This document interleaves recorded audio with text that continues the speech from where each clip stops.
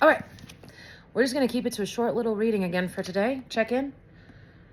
These are getting meaty, though. This is the Abraham flip book. I think it's a year flip book. I'm on like month 2 or 3 at this point. Got it a couple years ago. But I got to say, we're like month 3. It's getting meaty. So let's go ahead and read it. A glorious triad of intents. You have this glorious triad of intentions of freedom and growth and joy. Funny, I was just talking about this without this poignant verbiage I could have used. So perfectly balanced that we cannot say that one is more important than the other. I had no idea those were my 3 intentions. I just read this to you, and it fits. I've been looking for the language around this. Are you freaking kidding me? Here it is, a couple months into here. We each, as humans, have 3 goals: freedom, growth, and joy. Okay, so no wonder just being happy doesn't feel thoroughly satisfying to me, because I also have an intention for freedom and growth. Okay, and so this is why when we're in a fully free country where we don't feel stimulated for growth, that we have no joy. And why we're constantly trying to invent a new enemy to take over, or a new way our freedom is limited so we can save the world because it feels more meaningful if you have something to overcome, because we haven't connected that there's these 3 and that they need to be in balance. Ding, ding, ding. Okay, our physical friends say, we hear you, Abraham, growth, growth, growth. And we say, yes, growth, but freedom and growth and joy. It's bold. It's in bold, the joy. And they say, yes, we hear you. Growth, growth, growth. So me, I'm like, I want to grow. I'm not growing fast. I'm not growing fast enough. And I don't realize that. And even when I was only focused on growth, what was I so unhappy about? My lack of freedom and being unhappy, even though I had all this growth. So this is so hilarious. You are so oriented toward growth because you've been convinced, most of you, almost from the day that you were born, that you are here to prove something, to reach a higher rung of the ladder. 44 years of my life summed up in one paragraph. I don't know if I love that or I hate that.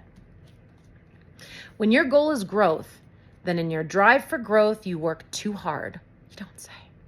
You try too hard. That's funny. Just this morning, I was thinking, I have more success when I don't try at all.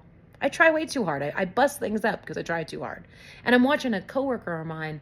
She's actually above me, and she's a perfect mirror for me because she's amazing, but she's pushing herself way too hard, and it's causing her to not be the leader she can be. And since I did that the last time I was at this retailer, it's like perfect for me to observe. And I'm like, oh my gosh, that's exactly what I did. And it was exactly this, right? The growth is so important. We try too hard. You get more disconnected. You lose your sense of freedom because you feel totally locked into working all the time and doing all these things everyone's asking of you, and you're exhausted and you're not enjoying your life. You absolutely lose your sense of joy. I could just keep reading. And the growth does not happen either. If your goal is joy, it's going to explain it to me. Literally in the last video, I was talking about how come I can't make joy or happiness. Why isn't it enough of a driver? I feel like I need more. And that's because I'm trying to prove something. So if your goal is joy, if joy is so important to you that when you find yourself thinking something that doesn't feel good, you say, what is it that I want, that I do want? And why do I want it?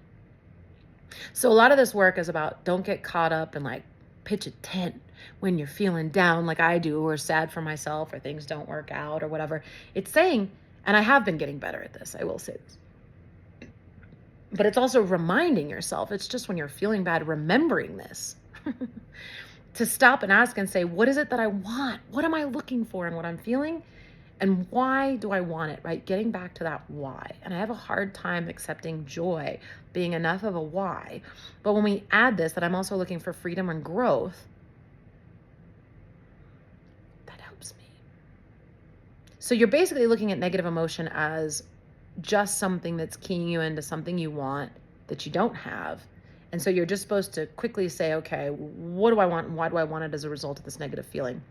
When joy is so important that you choose your thoughts and your words more carefully, then you are in a place of connection much more of the time. And growth is the natural result. Dang it. So we have them in the wrong order. That's such a huge help. Here I thought, I've been reading, I'm like, the purpose of life is joy. It's not enough. Freedom and growth and joy, that is enough. Here, a year in, and it gave me what I was looking for. Because they're in the wrong order. Your joy, I always had growth as the first goal. So it's saying here, when joy is so important that it's the top priority, growth is the natural result. Gosh darn it. We're talking about life, about joyful becoming. And then I say, doggone it, right? Rather than being excited, I see the loss even in learning this. I'm thinking, all this lost time. But let's talk reality. Probably if I'd read this before today, before the video I just made, before all the things that have just happened in the last few weeks, I wouldn't have even been able to hear this. So it's coming to me at the exact right time. Now I'm able to take it, and now I'm able to run with it. So I shouldn't be bummed about it. I should be saying I am exactly queued up for this information, and it's going to help me as I move into the next phase. So we're talking about life, and hopefully it helps you too. That's obviously why I'm sharing it. We're talking about life, about joyful becoming, and about eternal connectedness. And we've got to remember that, eternal. We're doing this forever. We got time. About taking the talent that you've gathered from this physical life arena and from all that you've lived before, and focusing it pointedly in the now for your joy. Those who are not enjoying life are beings who are focused upon lack and are disconnected from their source of joy and clarity and power and freedom and knowing. We're just disconnected from it, isn't it? It's like you don't have to go find it. You have to sit back. That's why the Bible says, be still and know. Get connected to your source of joy and clarity and power and freedom and knowing, and you'll know. But when you're going so quickly and you're so overstimulated and so overbusy and freaking out, you don't know. It is only a disconnected physical being that is not loving life. How sad is that? We should all be loving life. We're all disconnected. And the hilarious thing is you're disconnected from yourself. It's not even like God. You don't have to show up at a church. You don't have to do any of this stuff, even though those can be avenues for it. It's really just about being with you. And sometimes that's the hardest thing to do. When you are connected, you cannot get enough of it. There are not enough hours in the day. Seek your connection to your non-physical source of well-being first, and everything that is important to you of a physical nature will fall into perfect order. I heard that today. Freedom and growth and joy. The trinity of success in this life experience. I hope you got something out of that. I certainly did. I'm going to go think on that. I love you. I hope you have a great day. And I'm so excited to do this with you again soon.